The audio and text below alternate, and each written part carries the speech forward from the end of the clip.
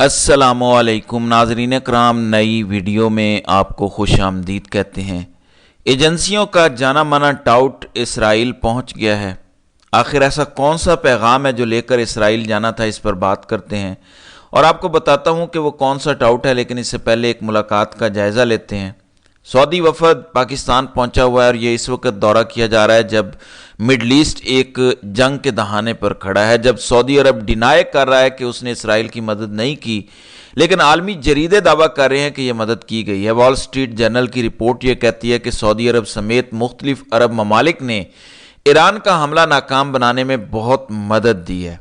इसी दौरान सऊदी वफद पाकिस्तान आ गया है और बज़ाहिर जो एजेंडा है कि पाकिस्तान में मुख्तलिफ जगहों पे जो इन्वेस्टमेंट करनी है या पाकिस्तान जो इदारे बेच रहा है, फॉर एग्जांपल PIA की निचकारी कर रहा है, उसको बेचा जा रहा है, तो सऊदी अरब को प्रेजेंटेशन दी गई है कि आप ये ख़रीद सकते हैं। इसी तरह माइनिंग इंडस्ट्री जिसमें सोने तांबे के ज़खायर हैं उसमें इन्वेस्ट कर सकते हैं, ये प्रेजेंटेशन वगैरह दी गई हैं।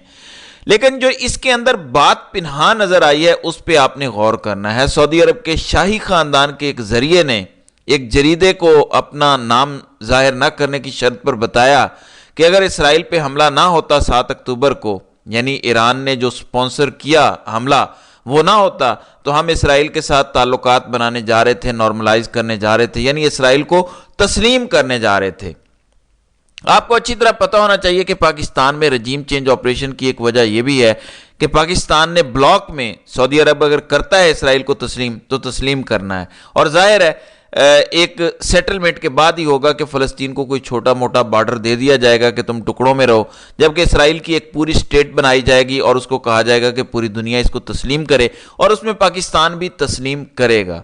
तो रजीम चेंज की एक वजह यह है, लेकिन ये जो हमला हुआ उसके बाद ये सब डिले हो गया और इसीलिए पाकिस्तान को पैसा नहीं मिला। पिछले साल हमें कहा गया कि अरब ममालिक 25 अरब डॉलर की सरमायाकारी पाकिस्तान में करने जा रहे हैं, फिर अचानक ये हमला होता है और अरब ममालिक की सरमायाकारी खटाई में पड़ जाती है, सब कुछ गायब हो जाता है। सितंबर अक्टूबर की बात है सरमायाकारी की खबरों की, अब तक कोई सरमायाकारी अरब ममालिक की जानिब से नहीं आई।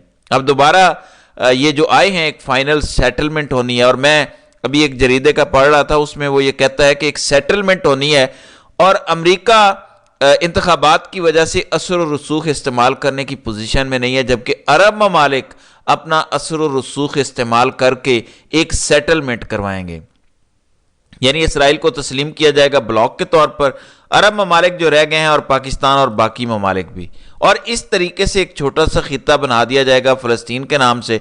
तो ये कोशिश अब अरब ममालिक करेंगे। तो ये दौरा आपने इस तनाजुर में देखना है। अगर इसराइल ईरान पर हमला कर देता है, मुझे नहीं पता उस जंग का क्या होगा, क्या ईरान रिटेलिएट करेगा, लड़ सकेगा, माफ़ी मांगेगा, लेकिन अगर ये नहीं होता इसराइल और ईरान के दरमियान तो फिर अरब ममालिक आगे बढ़ेंगे, अमेरिका की पीछे से बैकिंग होगी और ये एक सेटलमेंट की तरफ मामला जाएगा अगले चंद माह या अगले साल 1.5 साल में, और फिर तस्लीम करने की बारी आ जाएगी।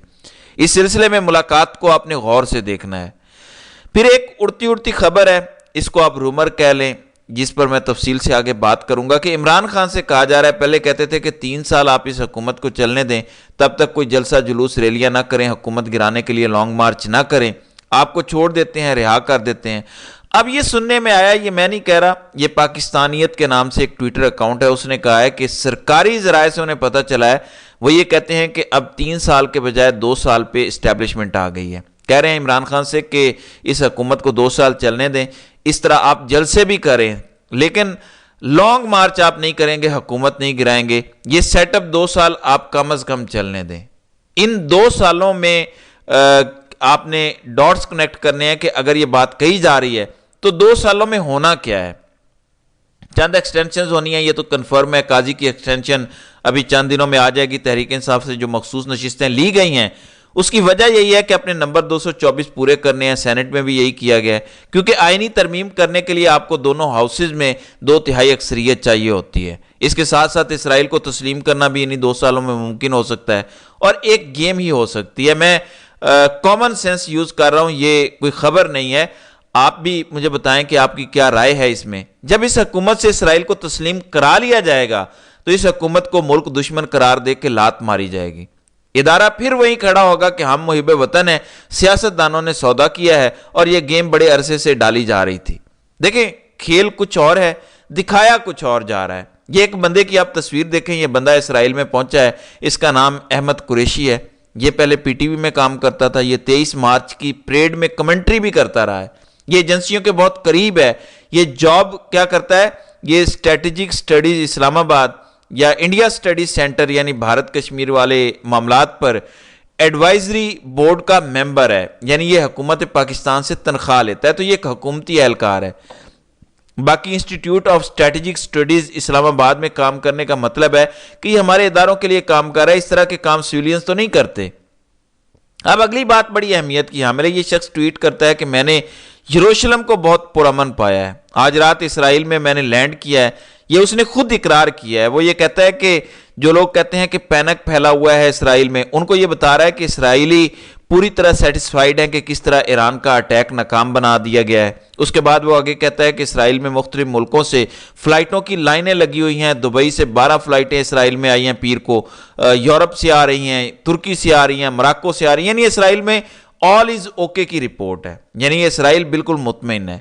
اب آپ اندازہ لگائیں کہ یہ شخص پاکستان کے اداروں کے لیے کام کرتا ہے، حکومت کے لیے کام کرتا ہے مبینہ طور پہ، اگر تو یہ اسرائیل میں کیا لینے گیا ہے، اور پھر اسرائیل کے نقطہ نظر کو کیوں ٹویٹ کے ذریعے اجاگر کر رہا ہے، اور کیوں کہہ رہا ہے کہ اسرائیلی بڑے خوش ہیں، اسرائیلی ایران کا حملہ ناکام بنانے پر پوری تسلی کیے ہوئے ہیں، اسرائیل بڑے سکون سے سو رہا ہے، اسرائیل میں فلائٹس آ رہی ہیں، پرامن شہر ہے، کوئی مسئلہ نہیں ہے۔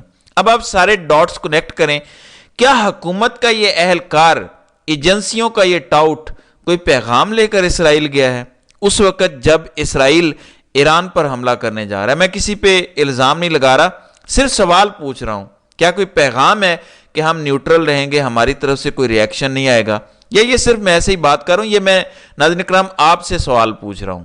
اب یہ تو میں نے آپ کے سامنے سارا سینیریو رکھ دیا ہے۔ اب ایک سینیریو پاکستان میں بھی بنا ہوا ہے حقیقی آزادی کا، اس کے بغیر پاکستان کا کوئی مستقبل نہیں ہے، اس پر میں ایک چھوٹا سا کلپ سنوانا چاہتا ہوں، یہ ذرا سنیں۔ غصہ ہے، جھنجھلاہٹ ہے، کیونکہ ہمارا حق چھین لیا گیا ہے، ایک جھوٹی سرکار مسلط کر دی گئی ہے، تو کیا کریں؟ پیچھے ہٹ جائیں، خاموش ہو جائیں؟ ہرگز نہیں، ہر محاذ پر کھڑے ہوں گے، ہر مارکے کا مقابلہ کریں گے۔ یاد رکھیں، عمران خان اس ظلم کے نظام کے خلاف ڈٹا ہوا ہے۔ ہم نے عزم سے ہر مشکل کا، ہر نئے مارکے کا سامنا کرنا ہے۔ 21 اپریل کو ایک نیا مارکا ہے، ہمارے ہی ووٹ کی طاقت سے آزاد ہوگا عمران خان، مضبوط ہوگا پاکستان۔ جی ناظرین اکرام، یہ تحریک انصاف نے جاری کیا ہے، ان کے زیادہ تر امیدواروں کا نشان گھوڑا ہے، اور 21 اپریل کو یہ انتخابات ہو رہے ہیں۔ یہ اہم اس لیے ہے کہ تحریک انصاف کو آج کی تاریخ میں جو ان سے چھینی گئی 3 سیٹیں ہیں وہ واپس مل چکی ہیں۔ آج کے دن NA 81 کی سیٹ انہیں واپس ملی ہے، اس سے پہلے رانا فراز نون کی جو سیٹ NA 154 لودھراں کی تھی وہ نون لیگ کو دی گئی تھی، وہ اب واپس ملی ہے، اور محمد عاطف PP 31 ننکانہ صاحب کی سیٹ بھی تحریک انصاف کو واپس ملی ہے۔ جیسے میں نے آپ کو بتایا کہ عمران خان کو کہا جا رہا ہے کہ 2 سال کے لیے چپ کر جائیں، تو وہاں پہ آفر بھی دی جا رہی ہے کہ آپ کی کچھ سیٹیں آپ کو واپس کر دی جائیں گی، یعنی فارم 45 والی بھی سیٹیں دی جائیں گی، لیکن آپ نے سیٹ اپ کو نہیں گرانا اور آپ نے اسمبلی کا ممبر نہیں بننا۔ تو اس طرح کی شرائط رکھی جا رہی ہیں، ظاہر ہے عمران خان نہیں مانے، اس لیے آج عمران خان کی اپنی ٹیم سے ملاقات ایک شیشے کے پیچھے ہوئی ہے جس میں مائک بھی تھا، کیمرہ بھی تھا، وہاں سے عمران خان کی ایک ایک بات کو ریکارڈ کیا گیا ہے۔ تحریک انصاف نے اس پر احتجاج بھی کیا ہے، لیکن اس حرکت سے یہ پتہ چلتا ہے کہ عمران خان نے ڈیل کرنے سے انکار کیا ہے، جس کی بنیاد پر سختیاں بڑھائی گئی ہیں۔ تو 2 گیمیں کھیلی جا رہی ہیں، ایک اسرائیل کے حوالے سے اور دوسری پاکستان میں عمران خان کی حقیقی آزادی کا طوطی بول رہا ہے۔ تو دیکھتے ہیں آگے آنے والے دنوں میں مزید کیا ہوتا ہے۔ تو ناظرین کرام، آپ کی اس ویڈیو کے حوالے سے کیا رائے ہے؟ آپ اپنی رائے کا اظہار کامنٹ سیکشن میں ضرور کیجیے گا۔